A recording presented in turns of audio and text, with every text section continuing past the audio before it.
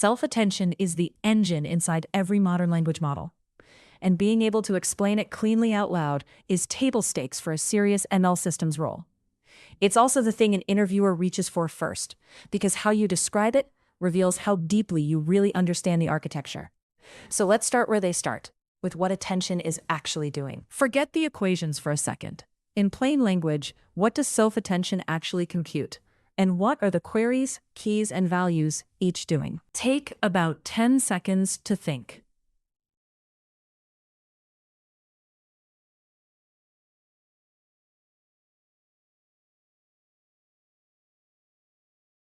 For each token, attention asks a question and looks for answers among all the tokens, including itself.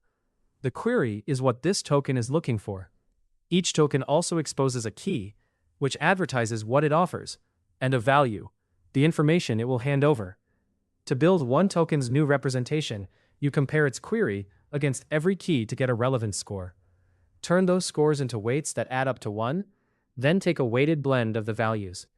Tokens that match strongly contribute more. So the output at each position is a context-aware mix. The token, rewritten in light of everything it found relevant in the sequence.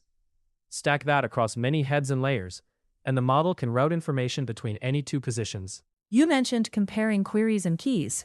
Those scores get divided by the square root of the key dimension before the softmax. Why scale them at all? And what goes wrong if you don't? Take a moment before you answer.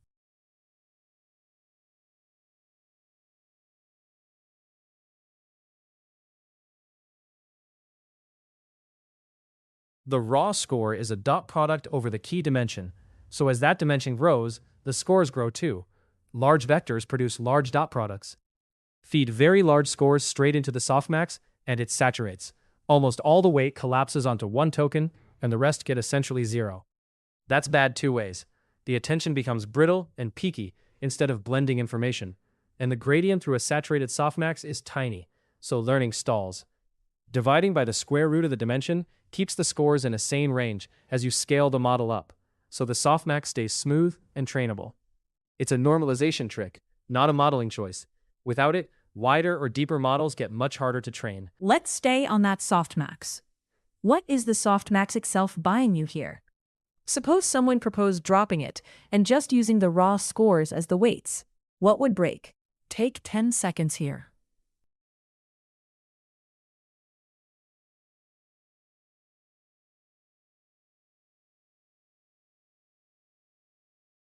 The softmax does two jobs. It forces the weights to be non-negative and to sum to 1, so the output is a proper weighted average of the values rather than an arbitrary combination. That keeps the output scale stable, no matter how many tokens you attend to, and it gives a clean reading of how much attention goes where. Use the raw scores directly, and weights could be negative or huge, the output magnitude would swing with sequence length, and training would be unstable. You'd also lose the soft competition between tokens. The softmax lets a few relevant tokens dominate, while still leaving room for others, which is exactly the blending we want. So it isn't cosmetic. It's what makes the weighted sum well-behaved. Now, think about cost. As the input gets very long, say a long document, what happens to attention's compute and memory, and why? Take a moment to picture it.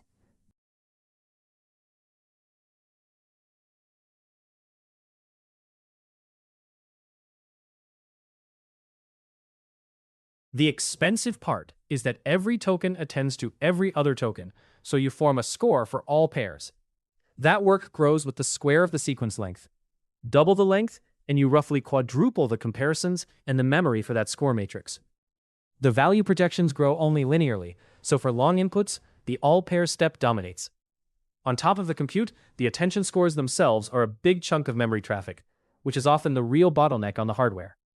At serving time, there's a second cost. You cache the keys and values for past tokens, so you don't recompute them.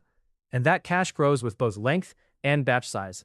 So long context hits you on compute and on memory at once. Given that quadratic cost, take it one step further. Suppose a product wants to push context length way up. What does that force you to consider? Take 10 seconds to weigh it.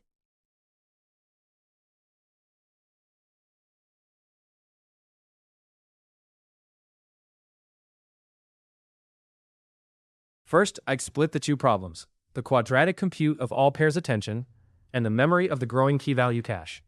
For compute, the lever is to stop attending to everything. Restrict each token to a local window, or a sparse pattern, so the work grows closer to linearly. You trade some global reach for scale. There are also kernel-level wins that compute attention without ever materializing the full score matrix, cutting memory traffic without changing the result. For the serving cache, you'd look at sharing keys and values across heads to shrink it. But the real answer is a judgment call. How much genuine long-range dependence does the task need? If most of the signal is local, a windowed scheme buys length cheaply.